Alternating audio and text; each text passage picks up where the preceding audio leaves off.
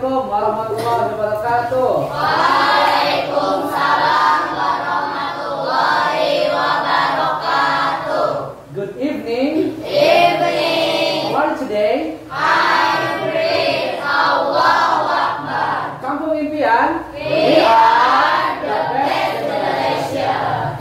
Okay, it's nice to meet you again in this lovely Monday, yeah, in program of English for Kampung Impian with Mr. Dream. Okay, in this opportunity, in this moment, I would like to share with you about how to give a speech. Yeah, what is speech? Yeah, speech adalah pidato. Nah, kenapa Mr. mau ngasih kalian tentang pidato, cara berpidato dalam bahasa Inggris tentunya ya? Karena do you know what is the tomorrow moment? Ya, ada acara apa besok? Bertepatan dengan hari apa? Hari Pahlawan Nasional. Ya, the National Hero Day. We as the Indonesian, as the youth generation, must give the ceremony, ya, must give our gratitude, berikan rasa syukur kita bahwa terhadap jasa-jasa para pahlawan yang telah, ya, who have fought bravely, ya, who had fought bravely for our nation, Indonesia. We will never be free. We will never have freedom if the hero didn't fight, ya. Jadi jika kita tidak ada pahlawan di masa lalu, kita tidak mungkin merdeka dan bisa hidup sampai seperti saat ini. Makanya untuk mengenang jasa-jasa para pahlawan, ya, mari kita sedikit, ya, belajar atau meneladani berpidato seperti pahlawan-pahlawan pendahulu di masa lalu, ya, maksudnya seperti Bung Karno, ya, Bung Tomo yang berapi-api melawan para penjajah dengan pidatonya, ya, di Surabaya. Nah, itu akan menjadi landasan, ya, kita harus berpidato dan semangatnya kita bawa sampai di titik saat ini, ya. Oke, pada intinya untuk berpidato dalam bahasa Inggris itu yang penting ada 3. There are 3 parts of giving a speech, ya. The first is opening, ya, opening, pembukaan. Seperti mengucapkan salam, lalu sholawat, ya. Bismillahirrahmanirrahim. By the name of Allah, the most gracious and the most merciful. All praises, ya, puji Tuhan, ya, puji kepada Allah. All praises be to Allah who has given us mercy and blessings, so we can join in this blissful place, ya, di tempat yang diberkahi oleh Allah. May sholawat and salam always be given to our Prophet Muhammad sallallahu alaihi wasallam, ya, who as the prophet, the last prophet, who has brings us from the dark age to the light age, ya, yang telah membawa kita dari zaman jahiliyah, dark age, ya, zaman kegelapan, menuju jalan penuh terang, ya, jalan terang, yaitu jalan Islam. Nah, itu seperti itu nanti konsepnya, ya. Nah, itu opening. Jadi kita memberikan puji kepada Allah, ya, lalu sholawat dan mengucapkan terima kasih. Saya yang terhormat, ya, the honorable judges, ya, kalau lagi lomba, yang terhormat para dewan juri, ya, the honorable, ya, the honorable Mr. Dream misalnya untuk guru, ya, terus the honorable the leader of Kampung Impian misalnya. Nah, ini untuk presentasikan nanti. Nah, itu bagian yang pertama. Bagian yang kedua, ya, itu adalah konten, ya. Konten itu isinya, ya. Setelah dibuka tadi, ya, sekitar 2 menit juga cukup lah, 1-2 menit, ya. Lalu kontennya apa yang akan kalian sampaikan, temanya, ya.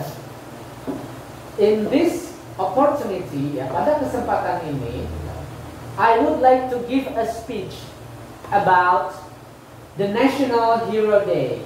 Nah, jadi topiknya dulu dijelasin tentang apa, ya. Baru penjelasan lainnya ke bawah, ditulis dulu ya teksnya ya. Setelah sekitar 5 menit memberikan isi konten, lalu yang terakhir adalah penutup atau closing, ya, closing statement, ya, closing part, bagian penutup. Nah, bagian penutup sebenarnya singkat aja ya. That's all of my speech, atau that's all of I want to share with you. Lalu biasanya memberikan harapan atau doa. We hope that Indonesia will be better in the future by the new generation, by the Islamic generation, the smart generation. We will face the future. That's all of my speech. Thank you. Assalamualaikum warahmatullahi wabarakatuh. Nah, itu sudah jadi bagian penutup, ya. Nah, Mister pada kesempatan kali ini akan mengajarkan kalian bagaimana cara berpidato dalam bahasa Inggris, dan tentunya nanti silakan kalian hafalkan dan praktekkan supaya ini melatih, ya. Pidato itu fungsinya, ya, manfaatnya untuk kalian sebagai pelajar adalah untuk melatih yang pertama, kemampuan public speaking. Apa public speaking? Berbicara di depan umum. Ya, berbicara di depan umum itu modal yang penting. It is for your future, ya.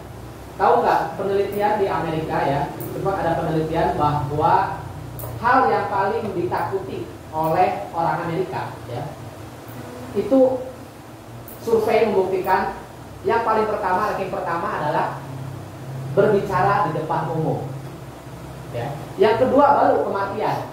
Jadi orang itu, ya, orang Amerika lebih takut, lebih nggak takut mati gitu maksudnya, daripada mendingan nggak ngomong di depan umum, karena saking takutnya berbicara di depan umum jadi hal yang paling menakutkan. Nah, mungkin itu survei di Amerika juga berlaku di kita. Banyak orang Indonesia, banyak para pembelajar atau ya kita sebagai siswa, ya, itu merasa grogi, merasa nggak boleh, coba kamu aja yang ngomong, kayak gitu kan, saling gontok-gontokan gitu ya. Padahal, ya, dengan kemampuan public speaking yang baik itu akan mengakselerasi. Akselerasi itu mempercepat. Yang tadinya hanya kecepatannya 60 misalnya ke Bandung, yang jaraknya yang jarak tempuhnya cuma 3 jam, sekarang bisa jadi 1 jam karena diakselerasi, ya. Kalian mau punya cita-cita jadi dokter, jadi ilmuwan, jadi penghafal Quran yang sukses, ya, pebisnis sukses, tapi tanpa ada kemampuan public speaking di zaman sekarang sepertinya akan susah, ya, akan lambat maksudnya. Jadinya akan lebih kalah saing dengan yang bisa public speaking. Minimal kalian bisa pede lah gitu, meningkatkan kapasitas kepercayaan diri kalian. Ya, jadi jangan nervous terus, jangan minder.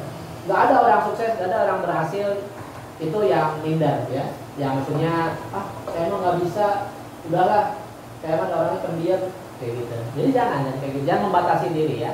Nah, itu fungsi yang pertama, manfaat pidato, ya, melatih kepercayaan diri dan melatih public speaking. Yang kedua, yaitu manfaatnya adalah menjadi seorang pemimpin, ya. Kadang kalau kita berpidato atau punya gagasan, punya ide, dan kita sangat kuat menjelaskan gagasan itu, orang akan respect kepada kita, akan percaya dengan kapasitas kita, dengan kemampuan atau impian yang akan kita berikan, ya. Wah, ini orang nggak sembarangan nih, misalnya Pasha, ya. Pasha sering mengorganisir teman-temannya, lalu bisa berbicara di depan umum, berbicara dengan guru juga pendek, ya, percaya diri. Jadi teman-teman yang lain pasti akan menganggap Pasha sebagai pemimpinnya. Nah, itu modal, ya. Tapi jangan menjadikan itu hal yang pencitraan. Nah, ini salah satu catatan, ya. Ada orang yang hanya pintar ngomong, ya, tapi realisasinya nol, gitu. Jadi jangan seperti itu. Harus dibuktikan dengan aksi nyata. Apa yang kalian sampaikan itu bukan dari omongan, yang dilihat orang adalah bukan dari omongannya, tapi dari perilakunya. Bener nggak sih? Kalau di pidato bilang gini-gini, kalau di ceramah bilang gini-gini. Ternyata kehidupan sehari-harinya berbeda jauh dengan apa yang dia omongkan. Nah, jangan jadi seperti itu ya. Kita harus, kalau dalam bahasa Inggris disebutnya walk the talk. Walk the talk itu berjalan di omongannya sendiri. Maksudnya gimana ya?